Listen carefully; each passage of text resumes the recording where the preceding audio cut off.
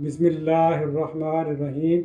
बाज़ औक़ात इस कदर शदीद नज़ला ज़ुकाम होता है कि नाक और आँखों से पानी बहने लगता है। इसके साथ छींकें भी बहुत ज़्यादा आती हैं और मरीज़ कोई काम भी नहीं कर पाता। अगर आप भी इस अज़ियत से दो चार हैं तो ये इलाज अपनाएं। 3 अदद लौंग लें, 1 चौथाई चम्मच खसखस लें, 1 कप पानी में अच्छी तरह जोश दें, फिर नीम गर्म हालत में शहद मिलाकर पी लें।